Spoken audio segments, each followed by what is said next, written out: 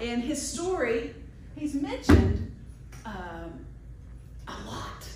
Of course, a big portion of the Old Testament has Moses in it. And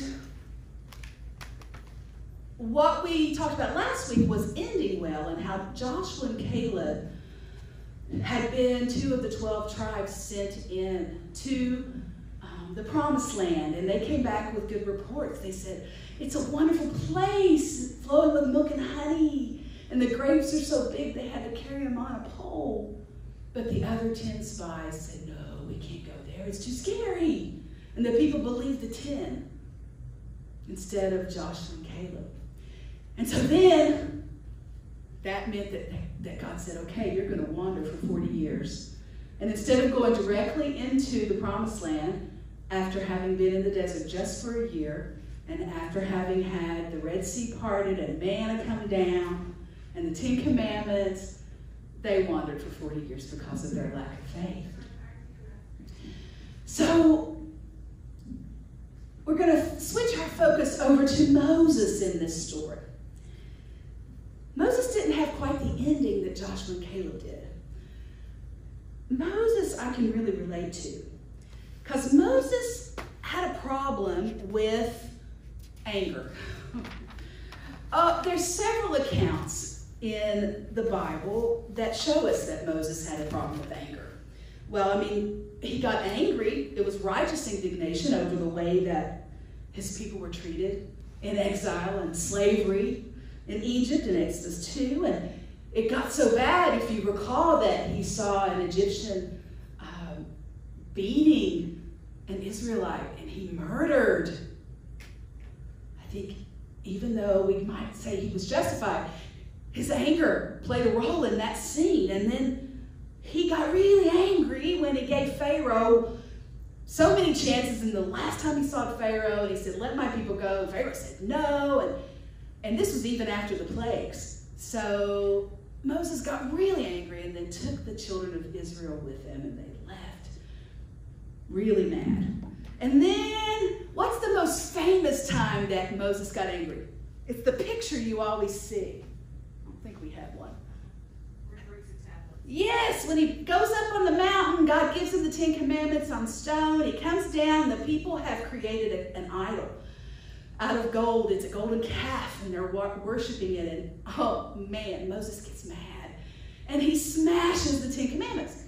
And if you read on later, God has him create a new set of tablets for later on. But in that moment, I don't think it was God's will for him to smash those tablets. He was really angry.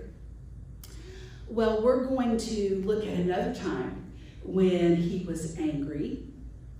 And it's in Numbers 20. We're going to be in Exodus 17 and Numbers 20.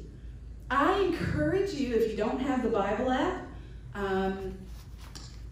to open the Bible that you have in front of you, or your personal Bible, or whatever.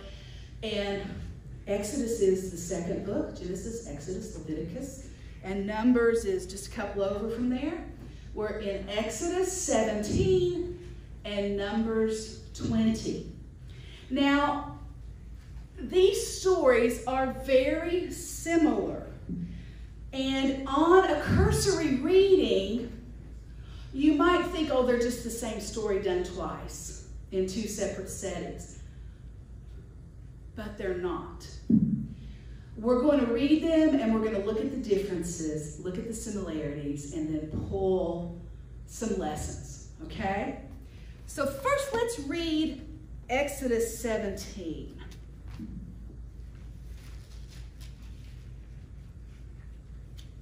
Hold on. Exodus 17, I think it's 1 through 7. These thin sheets, hold on, I'm getting there. Okay. Here we go, Exodus 17. From the wilderness of Sin, the whole congregation of the Israelites journeyed by stages as the Lord commanded. They camped at Rephidim, but there was no water for the people to drink. Moses said to them, why do you drink? Moses said to them, Wait a minute. For there was no water for the people to drink. The people quarreled with Moses and said, give us water to drink. Moses said to them, why do you quarrel with me? Why do you test the Lord? But the people thirsted there for water, and the people complained against Moses and said, why did you bring us out of Egypt to kill us and our children and livestock with thirst? So Moses cried out to the Lord, what shall I do with this people? They are almost ready to stone me. The Lord said to Moses, go on ahead of the people and take some of the elders of Israel with you. Take in your hand the staff with which you struck the Nile and go. I will be standing there in front of you on the rock at Horeb. Strike the rock and water will come out of it so that the people may drink. Moses did so in the sight of the elders of Israel. He called the place Massah and Meribah because the Israelites quarreled and tested the Lord, saying, is the Lord among us or not? Okay, this is right after the Exodus, about a year, right as they're preparing to enter the promised land. But remember, they don't get to go. They end up wandering for 40 years. That's the context. Now let's switch over to Numbers 20. This is after the 40 years. And it is starting with verse 1. The Israelites, the whole congregation, came into the wilderness of Zin. Okay, the first one was S-I-N, and this is Z-I-N. Two completely different places if you look at the map. In the first month, and the people stayed in Kadesh. Miriam died there and was buried there. Big note, she was a leader. Now there was no water for the congregation, so they gathered together against Moses and against Aaron. The people quarreled with Moses and said, would that we had died when our kindred died before the Lord. Why have you brought the assembly of the Lord into this wilderness for us and our livestock to die here? Why have you brought us up out of Egypt to bring us to this wretched place? It is no place for grain or figs or vines or pomegranates, and there's no water to drink. And then Moses and Aaron went away from the assembly to the entrance of the tent of meeting. They fell on their faces, and the glory of the Lord appeared to them. The Lord spoke to Moses, saying, take the staff and assemble the congregation, you and your brother Aaron, and command the rock before their eyes to yield its water. Thus you shall bring water out of the rock for them. Thus you shall provide drink for the congregation and their livestock. So Moses took the staff from before the Lord, as he had commanded him. Moses and Aaron gathered the assembly together before the rock, and he said to them, listen, you rebels, shall we bring water for you out of this rock? You think he's angry? Then Moses lifted up his hand and struck the rock twice with his staff. Water came out abundantly, and the congregation and their livestock drank. But the Lord said to Moses and Aaron, because you did not trust in me to show my holiness before the eyes of the Israelites, therefore you shall not bring this assembly into the land that I have given them. These are the waters of Meribah, where the people of Israel quarreled with the Lord, and by which he showed his holiness. Okay, so Moses has done wondrous things for 40 years, leading this people, this ragtag bunch of fickle people, and he does this one thing wrong, and he doesn't get to go into the promised land. I have always felt that the punishment didn't equal the sin. But I have always been looking at that through my Western lens and my experience. If you dig a little deeper, we can come to some other conclusions, but boy, it doesn't seem fair. Do you think that seems fair? I don't think it seems fair. Whew. And I tell you, there's a lot of opinions as to what exactly Moses' sin was. And I can agree with most of them. But there's another one that I think is also at play. Of course, immediately, people say, well, it was his anger. It was his inability to get control of that sin that plagued him his entire life. And God finally said, I'm tired of Moses being angry and being silly, and he's going to get punished.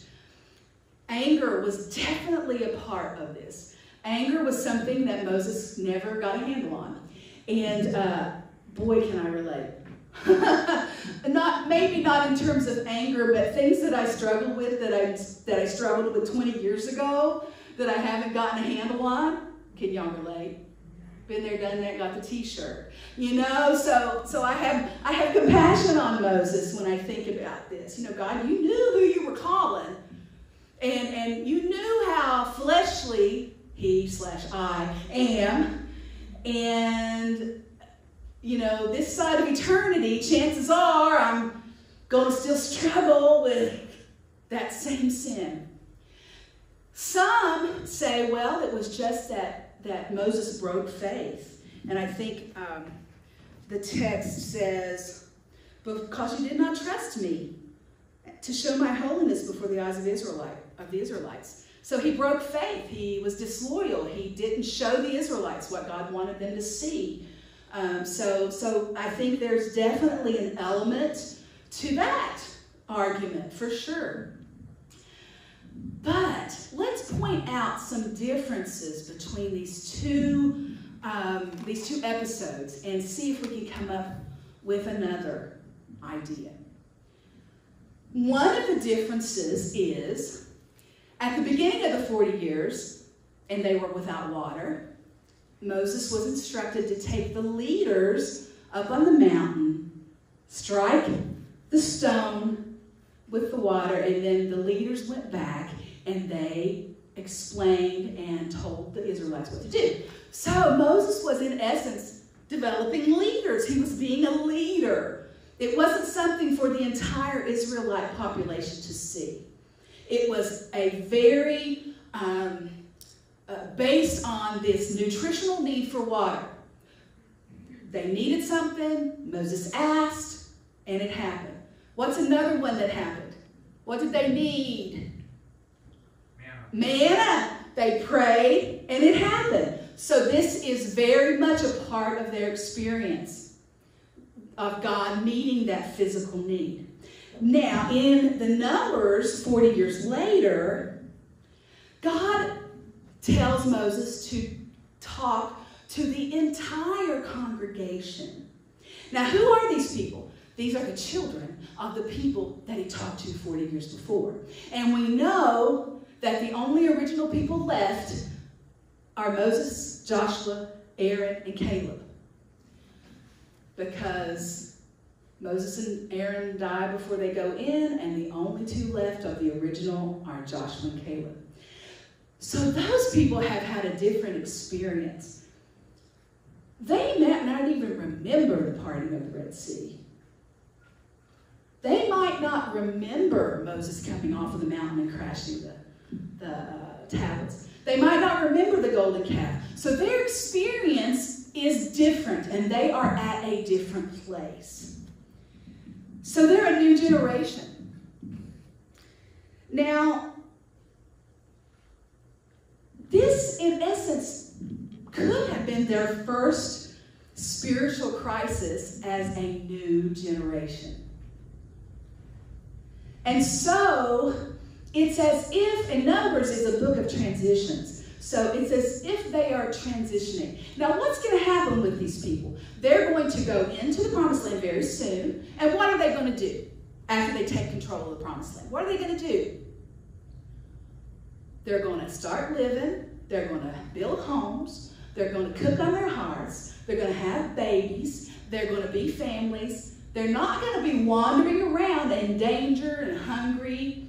And so what becomes what we might call normal life means that they might experience God in a different way now. It ain't like God's going to show up at their door with manna every night. So they're not going to see these physical manifestations of God like they did in the wilderness. Remember that, okay? Because God's instructions are different. 40 years ago, God's instructions were take your staff, hit the rock, and you'll have plenty of water. 40 years later, it's go in front of all of the people and speak to the Lord and ask him for water. They're transitioning. And what God, I believe, is wanting them to do is to step into a relationship with God where you can talk to God. instead of God being this, a term that I use a lot is cosmic sugar daddy, who does these big things. And God knows there have been times in my life where I have wanted God to do some big things because I didn't want to struggle through trying to figure out what God's will was. Or it doesn't mean God doesn't do big things, okay? I'm just saying that, for lack of a better term, that these folks were going to go into kind of a more mundane existence with the divine as opposed to what they've known or what they've been told about from their ancestors.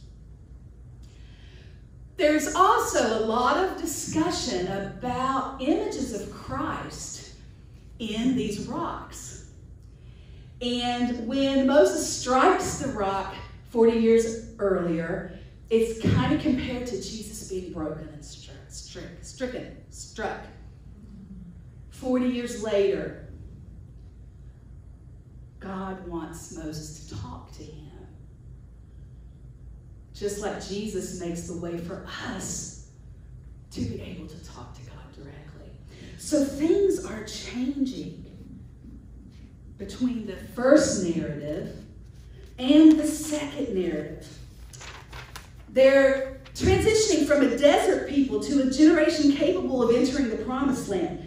The nation is moving from a condition in which the divine plays an active role to one where the divine presence becomes a little more muted, active, yes, but more earthly rather than miracle focused. Okay? So the question comes that we believe that this episode is an opportunity to solidify these new generation Israelites in their faith. And the whole congregation must see this. And so when Moses comes back to the congregation, and he's apparently angry, you rebels, do you want me to get water from this rock? He has once again let his emotions take over. And it's as if he is saying, you're kind of just like your parents. They were fickle too. He didn't read his audience. I have had examples in leading where I didn't read my audience. I used to lead music for junior hires at conventions and things, and I can remember one of the fun things that we used to do is I would sit behind a piano and I would play television theme songs. I could play, the favorite was the Addams Family. And the minute I would go da-da-da-da, they would go, you know? And then we would sing it, and sometimes they didn't know the words, but I did, and they would pipe in. And then I would sing Gilligan's Island, sit right back in your ear until they knew that one. And then I would sing Beverly Hillbillies, come listen to a story about a man named Jed. And then some of them would know, sometimes you want to go where everybody knows your name. Well, one day I decided to pull one in that I knew and I loved. And it's a little bit ambiguous, or not as popular as the other ones. And it was the theme from Petticoat Junction. And I don't know if you guys know that, but I worked real hard on it. Come and listen to a train coming round the track to the junction. Petticoat Junction. So I start that song, and a whole sanctuary of middle schoolers are looking at me like, I grew a second nose. Do you know why? They were too young to know the song. So I switched really quick, and I started singing, I love you, you love me, we're a special family, which is Barney, which was right in the middle of their growing up. So I learned a lesson. If you pull out Petticoat Junction, you better be sure that the people are old enough to remember it. So it's almost exactly the same scenario that Moses was in. He was not realizing who he was talking to. These were folks who had a different experience, and God wanted them to see and hear Moses talk directly to God. But Moses got mad, and he reverted back to his petticoat junction moment, and he struck the stone, had to do it twice, and the water came. God answered, but God was upset. Yes, he disobeyed. Yes, he was angry. Yes, he broke faith. And I would add, it was time for a change in leadership. Oh, that's a tough one. Knowing when and how to end is really hard. In anything. Gosh, when I'm faced with endings, I want to be able to discern how to end well, like Joshua and Caleb. And I was looking now, I can't say I looked exhaustively, but I didn't see where Moses whined a lot. It was almost as if he just resigned himself. But what I did see in Scripture, I didn't make it over to Deuteronomy very much, but that he spent a lot of time preparing the Israelites for walking in, preparing them on how to manage their family, how to have laws. He brought Joshua in and kind of ordained him as the next leader. So while I am sure Moses was really disappointed, I think it was God's plan to introduce a new leader for that group at that day, at that time, who needed a new commitment.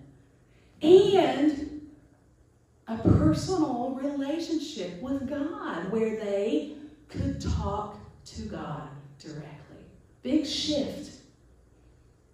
That's what God wanted them to see Moses do, because he was the example for them spiritually. So when you look to the end of, I did read this at the end of Deuteronomy when Moses passes. He goes up to Mount Nebo, and he looks over into the land, and he kind of has this moment of, yeah, this is really awesome. And they're going to get to go in. And it's fertile, and it's full of food. And I hope that he felt, wow, I helped God do this, or God used me to do this. And at 120, he passed away and was buried right there. We don't know exactly where, but God took care of him. It was time for a new leader. I feel a little bit less angry about the punishment when I think of it in those terms. That, okay, God really wanted to make a specific point here, and Moses reverted to his old ways of doing things when it needed to be new. So for the first time, I'm feeling okay about Moses' story. So what's that mean to us? Well, it means that we may need to change things up to have a deepening of our walk with God. It means that, well, first of all, we can talk directly to God ourselves. God still does miracles. And God cares about us even when we mess up. That's what we learn from this. And even Moses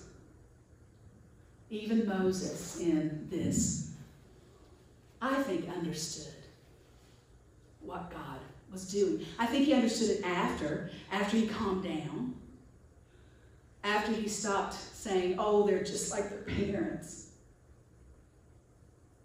And he realized that it was really an opportunity to help the community grow. Hard lesson. How do you need to change up your walk? What do you need to add?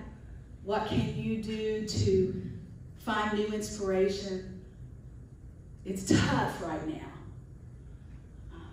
Maybe you need to pick up one of those daily breads. Maybe you need to find an online devotion. Maybe you need to do something, particularly right now in COVID, to keep yourself going and to experience God in a new way.